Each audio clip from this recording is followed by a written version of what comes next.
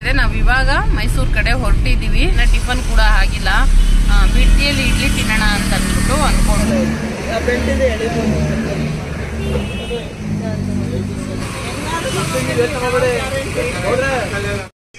ಅಡಿಗೆ ಮಾಡು. ಅಡಿಗೆ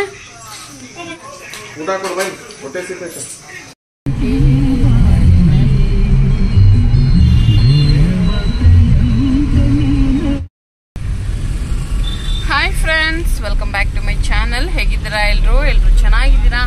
ನಾನು ಕೂಡ ಚೆನ್ನಾಗಿದ್ದೀನಿ ಫ್ರೆಂಡ್ಸ್. ಇವಾಗ ಬಂದು ಸೋಮವಾರ ಒಂದು 10:15 ಆಗ್ತಾ ಇದೆ. ನಾವು ಇವಾಗ ಮೈಸೂರು ಕಡೆ ಹೊರಟಿದ್ದೀವಿ.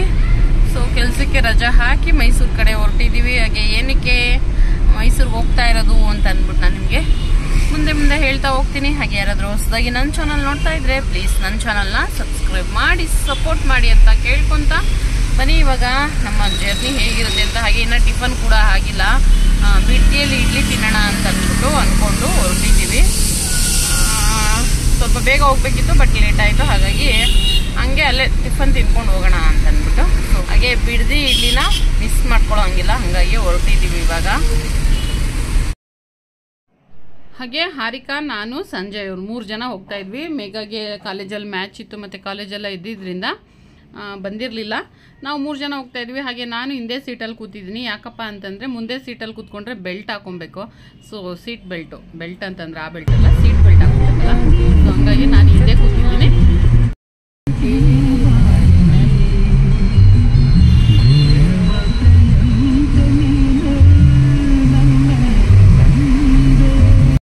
ಹಾಗೆ ನೀವು ಆ ಸಾಂಗಲ್ಲಿ ಒಂದು ಲೈನ್ ಬಂತಲ್ಲ, ಅದು ಸಂಜಯ್ ಅವರು ನನಗೆ ಆಡ್ತಾ ಇರೋದು ಅಂತ ಅಂದ್ಬಿಟ್ಟು ನಾನು ಅವ್ರಿಗೆ ರೇಗಿಸ್ತಾ ಇದ್ದೆ. ಸೊ ಹೊರಟಿದ್ದೀವಿ. ಯಾಕಪ್ಪ ಹೊರಟಿದ್ದೀವಿ ಅಂತ ಅಂದ್ಬಿಟ್ಟು ನಾನು ನಿಮಗೆ ಇನ್ನೊಂದು ವಿಡಿಯೋದಲ್ಲಿ ತಿಳಿಸ್ತೀನಿ. ಇವತ್ತಿನ ವಿಡಿಯೋದಲ್ಲಿ ನಮ್ಮ ತಾಯಿ ಮನೆ, ಹಾಗೆ ನಮ್ಮದು ಒಂದು ತರಕಾರಿ ಅಂಗಡಿ ಇದೆ, ಅದನ್ನೆಲ್ಲ ನಾನು ನಿಮಗೆ ತೋರಿಸ್ತೀನಿ. ಹಾಗೆ ಬಿಡ್ದಿಯಲ್ಲಿ ಇಡ್ಲಿ ತಿನ್ನಬೇಕು ಅಂತ ಅಂದ್ಬಿಟ್ಟು ಇವಾಗ ನಾವು ಇಡ್ಲಿ ಹೋಟೆಲ್ ಬಂತಲ್ಲ ಇಲ್ಲಿ, ಅಲ್ಲಿ ಸ್ಟಾಪ್ ಮಾಡ್ತಾಯಿದ್ವಿ. ನಾವು ಯಾವಾಗಲೂ ಬಂದಾಗಲೂ ಇದೇ ಹೋಟೆಲಲ್ಲೇ ಮೈಸೂರಿಗೆ ಹೋಗ್ಬೇಕಾದ್ರೆ ತಿನ್ಕೊಂಡು ಹೋಗೋದು. ಇದ್ರ ಮೇಲೆ ಹೋಗ್ಬಿಟ್ರೆ ಇಲ್ಲ, ಈ ಕಡೆ ಸೈಡ್ ತಿನ್ನಬೇಕು ಅಂತ ಅನ್ನಿಸ್ದಾಗ ಈ ಕಡೆ ಸೈಡ್ ಬಂದು ಹೋಗ್ತೀವಿ. ಹಾಗೆ ನಮ್ಮ ಕಾರು, ಹಾಗೆ ನನ್ನ ಮಗಳು ಹಾರಿಕಾ ಖಾಲಿ ಹೊಡಿತಾ ಇತ್ತು. ಶನಿವಾರ ಭಾನುವಾರ ಬಂದುಬಿಟ್ರೆ ಕಾಲಿಡೋದಕ್ಕೆ ಜಾಗ ಇರಲ್ಲ, ಆ ಥರ ರಶ್ ಇರುತ್ತೆ.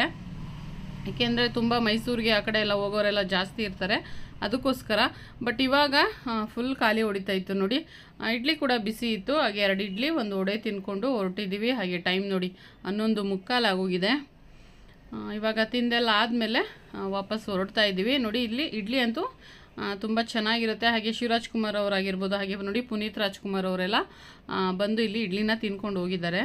ಹಾಗೆ ಇದು ನಮ್ಮ ಅಕ್ಕನ ಮಗಳು ರಿಸಲ್ಟನ್ನ ಪೇಪರಲ್ಲಿ ಬಂದಿತ್ತು, ಅದನ್ನು ಹಾಕಿದ್ರು ಅಂತ ಅಂದ್ಬಿಟ್ಟು ನನ್ನ ಮಗಳು ತೋರಿಸ್ತಾ ಇದ್ಲು. ಅದನ್ನು ಕೂಡ ನೋಡ್ತಾ ಇದ್ದೆ ನಾನು. ಹಾಗೆ ನಾವಿವಾಗ ಮೈಸೂರಿಗೆ ಎಂಟ್ರಿ ಆಗಿದ್ದೀವಿ.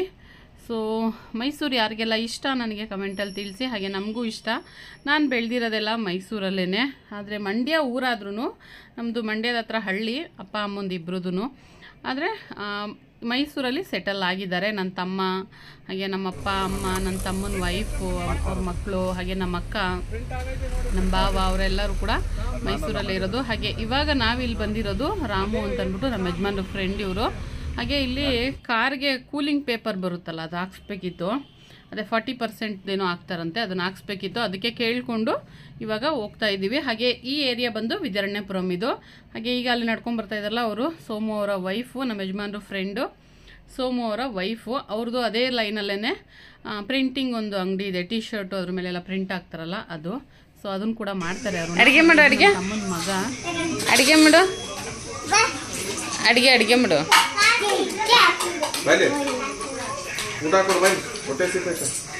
ಊಟ ಹಾಕೊಡು. ಊಟ ಹಾಕೊಡು.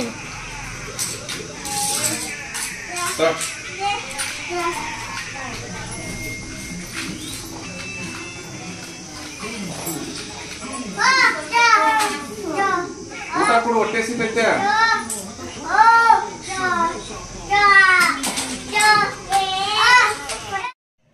ಹಾಗೆ ನಾನು ಹೇಳಿದ್ನಲ್ಲ ನಮ್ಮದು ತರಕಾರಿ ಅಂಗಡಿ ಇದೆ ಅಂತ. ಮನೆ ಹಿಂದೆನೇ ಮನೆ ಇದೆ, ಹಾಗೆ ಮುಂದೆ ಅಂಗಡಿ ಇದೆ. ಇದು ಬಾಡಿಗೆಗಿರೋದು, ಇಲ್ಲೇ ಇರೋದು ನಮ್ಮ ಅಪ್ಪ ಅಮ್ಮ, ನನ್ನ ತಮ್ಮನ ವೈಫು, ಮಕ್ಕಳು ಎಲ್ಲ. ಸೊ ನೋಡಿ ಎಷ್ಟು ಫ್ರೆಶ್ ಆಗಿದೆ ಸೊಪ್ಪು. 10 ರೂಪಾಯಿಗೆ ಒಂದು 3-4 ಕಟ್ ಕೊಡ್ತಾರೆ. ಮಿಕ್ಸಿಂಗ್ ಎಲ್ಲ ತೊಗೋಬೋದು ಬೇಕಾದರೆ. ಬಟ್ ಮೆಂತ್ಯ ಸಬ್ಸಿಗೆ ಎಲ್ಲ ರೇಟ್ ಜಾಸ್ತಿ ಆಗುತ್ತೆ. ಈ ಥರ ದಂಟು ಕಿಲ್ಕಿರೆ ಎಲ್ಲ ಇರುತ್ತಲ್ಲ ಅದನ್ನ 10 ರೂಪಾಯಿಗೆ 3-4 ಕೊಡ್ತಾರೆ. ಹಾಗೆ ಕೊತ್ತಂಬರಿ ಸೊಪ್ಪು ನೋಡಿ, ಹಾಗೆ ಇಲ್ಲಿ ಶುಂಠಿ ಪ್ರತಿಯೊಂದನ್ನು ಸಹ ಅವರೇ ಬಂದು ಸೆಲೆಕ್ಟ್ ಮಾಡಿ ತೊಗೋಬೋದು. ಆ ಥರ ಇಟ್ಟಿರ್ತಾರೆ.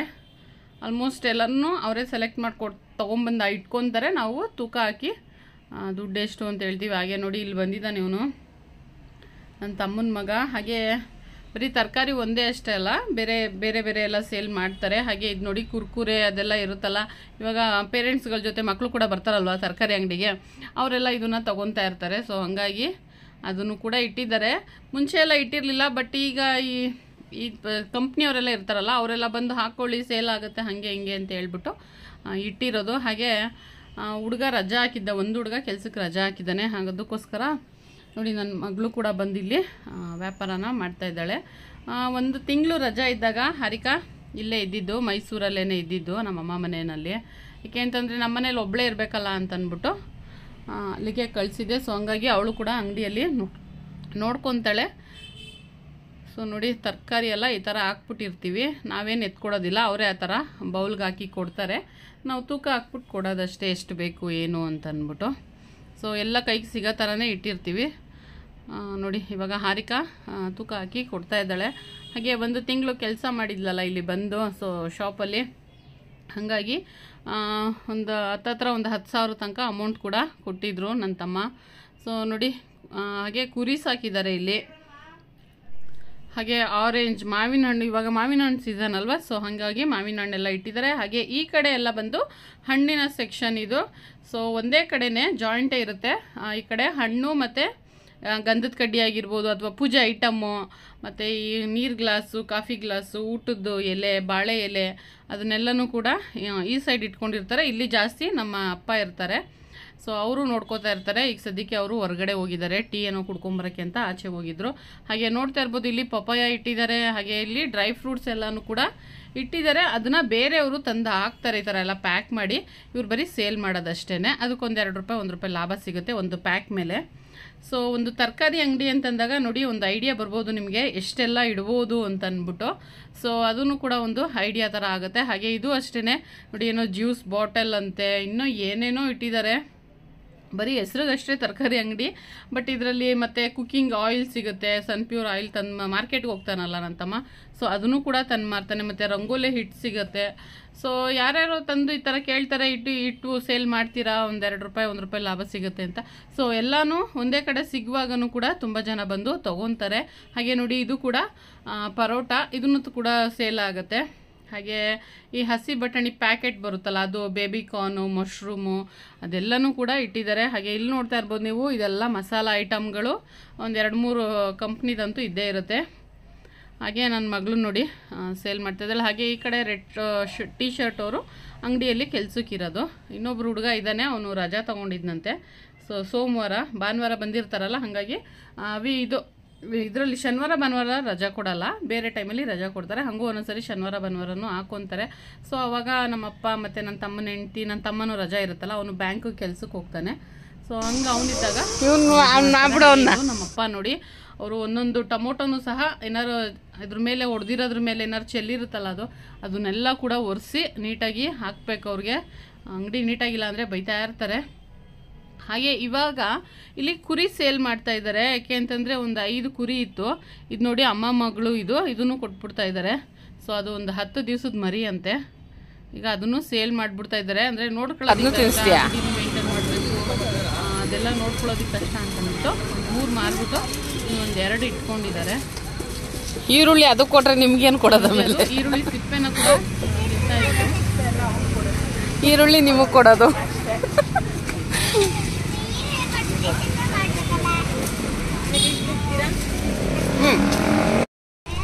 ನೋಡಿ ಈರುಳ್ಳಿ ಹೆಂಗೆ ತಿಕ್ಕತ್ತೈತೆ.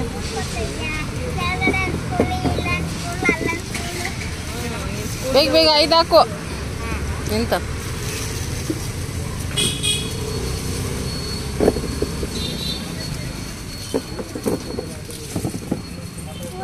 ಬರುತ್ತಾ?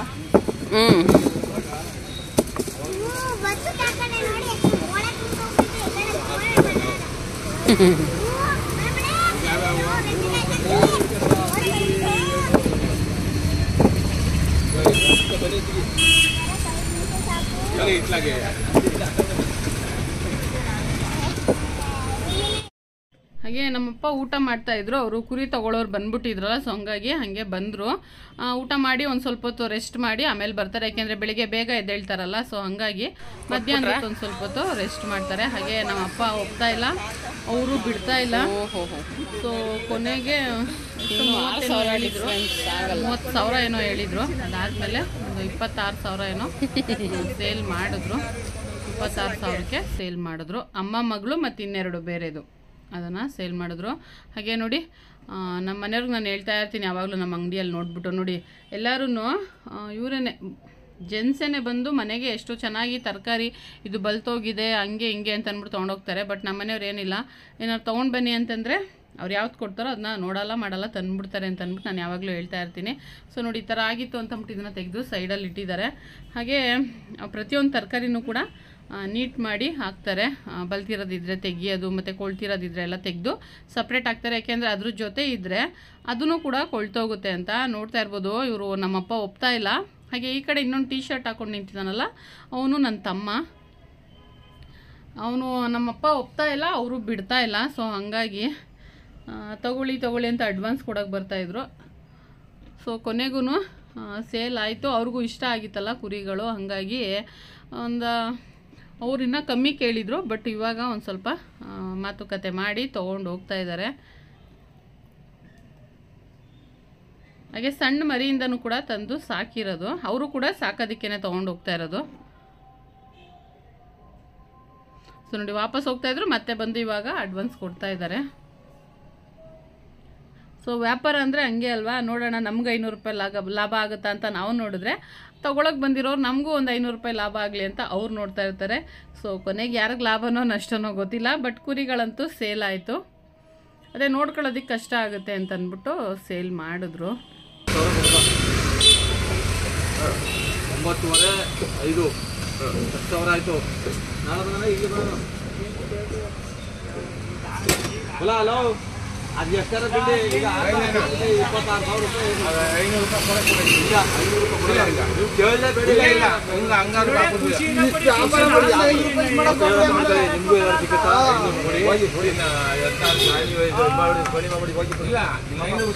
ಖುಷಿಯಿಂದ ಅವ್ರು ಹಿಡ್ಕೊಳ್ಳಿ.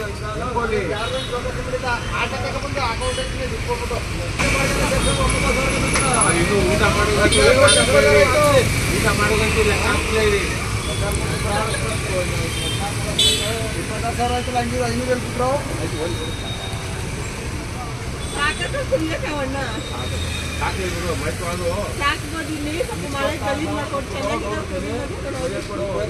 ಇಲ್ಲ ಅಂದ್ರ ಈಗ ಹಾಕೊಂಡೋಗಿ ಬುಧವಾರ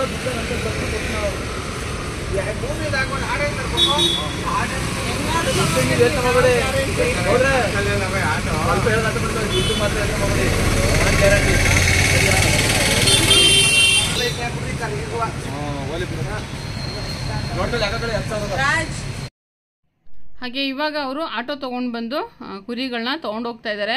ಅದನ್ನ ತೊಗೊಂಡೋಗ್ತಾ ಇದ್ರಲ್ಲ, ಹಾಗಾಗಿ ಇನ್ನೂ 2 ಇತ್ತಲ್ಲ ನಮ್ಮ ಮನೆಯಲ್ಲಿ, ಅದು ಕೂಕೊಂತ ಆಯಿತು. ಸೊ ಹಂಗಾಗಿ ಒಳಗಡೆ ಕಟ್ಟಾಕ್ತಾ ಇದ್ದಾರೆ. ಹಾಗೆ ನೋಡಿ, ಇಲ್ಲಿ ಕಟ್ಟಾಕ್ತಾರೆ, ಎಷ್ಟು ಕೂಕೊಂತಾಯಿತು ಅಂತ ಅಂದ್ಬಿಟ್ಟು. ಯಾಕೆ ಅಂತಂದರೆ ಅದು ಯಾವಾಗಲೂ ಒಟ್ಟಿಗೆ ಇದು ರೂಢಿ ಅಲ್ವಾ, ಅದನ್ನು ಕೂಡ ಇಲ್ಲೇ ಕಟ್ಟಾಕ್ತಾ ಇದ್ದಿದ್ದು. ಬಟ್ ಎಲ್ಲ ಒಂದೇ ಕಡೆ ಇತ್ತಲ್ಲ, ಹಾಗಾಗಿ ಬೇರೆ ಅವು ಇಲ್ವಲ್ಲ ಅಂತಂದ್ಬಿಟ್ಟು ಇವು ಕೂಕೊಂತ ಇತ್ತು. ಸೊ ನೋಡಿ, ಇವಾಗ ಇಲ್ಲಿ ಅದಕ್ಕೆ ತರಕಾರಿ ಹಾಕೋಣ ಅಂತ ಅಂದ್ಬಿಟ್ಟು ಎಲ್ಲ ಕಟ್ ಮಾಡಿ ಹಾಕ್ತಾ ಇದ್ದಾರೆ. ಈ ಥರ ವೇಸ್ಟ್ ಎಲ್ಲ ಆಗಿರುತ್ತಲ್ಲ, ಬಲ್ತಿರೋದು, ಕೆಟ್ಟೋಗಿರೋದು ಸ್ವಲ್ಪ ಆ ಥರ ಎಲ್ಲ ಇರುತ್ತಲ್ಲ, ಅದನ್ನೆಲ್ಲ ಕಟ್ ಮಾಡಿ ಹಾಕ್ತಾರೆ. ಮುಂಚೆ ಹಸುಗಳು ಸಾಕಿರ್ತಾರಲ್ಲ, ಅವ್ರು ಬಂದು ತೊಗೊಂಡೋಗ್ಬಿಡ್ತಾಯಿದ್ರು. ಬಟ್ ಇವಾಗ ಇವರೇ ಇದಕ್ಕೆ ಹಾಕೊತಾರೆ ಅನಿಸುತ್ತೆ, ಅಥವಾ ಜಾಸ್ತಿ ಇದ್ದರೆ ಅವ್ರಿಗೂ ಕೊಡ್ತಾರೆ. ಹಸುಗಳು ಸಾಕ್ತಾರಲ್ಲ, ಹಾಗೆ ಮೈಸೂರಲ್ಲಂತೂ ತುಂಬ ಹಾಲಿನ ವ್ಯಾಪಾರ, ಹಸುಗಳು ಸಾಕೋದು ಅದೆಲ್ಲ ಮಾಡ್ತಾರೆ. ಹಾಗೆ ನಮ್ಮ ಮನೇಲೂ ಕೂಡ ಮುಂಚೆ ಇತ್ತು, ಈಗ ಒಂದು 7-8 ವರ್ಷದಿಂದ ಹಸುಗಳನ್ನ ಮಾರ್ಬಿಟ್ಟಿದ್ದಾರೆ. ಅದೇ ರೀಸನ್ ನೋಡ್ಕೊಳ್ಳೋದಕ್ಕೆ ಆಗೋದಿಲ್ಲ ಅಂತ. ಅದಕ್ಕಿಂತ ಮುಂಚೆ ನಮ್ಮ ಮನೆಯಲ್ಲೂ ಕೂಡ ಹಸು ಎಲ್ಲ ಇತ್ತು. ನಾವು ಮನೆಗೆ ಹೋಗಿ ಹಾಲೆಲ್ಲ ಹಾಕ್ಬಿಟ್ಟೆಲ್ಲ ಬರ್ತಾಯಿದ್ವಿ. ಸೊ ಅದೆಲ್ಲ ಚಿಕ್ಕ ವಯಸ್ಸಲ್ಲಿ ಮೆಮೊರೀಸ್ ಅದು. ಹಾಗೆ ಇಲ್ಲಿ ನೋಡಿ, ಅದು ಫುಲ್ಲು ಕಿರ್ಚಿ ಗಂಟ್ಲಲ್ಲೆಲ್ಲ ದಾರ ಹಿಡ್ಕೊಂಡ್ಬಿಟ್ಟಿತ್ತು ಅಂತ ಅಂದ್ಬಿಟ್ಟು ಇವಾಗ ನಮ್ಮ ಅಪ್ಪ ಅಮ್ಮ ಎಲ್ಲ ಸರಿ ಮಾಡ್ತಾ ಇದ್ದಾರೆ. ಹಾಗೆ ಅದಕ್ಕೆ ಸ್ವಲ್ಪ ಮೇವೇನಾದರೂ ಹಾಕಿದ್ರೆ ಸುಮ್ಮನೆ ಆಗ್ತವೆ ಅಂತ ಹಾಕ್ತಾ ಇದ್ದಾರೆ. ಬಟ್ ಅದು ಕೂಕೊಂತಾನೆ ಇತ್ತು ಅದು.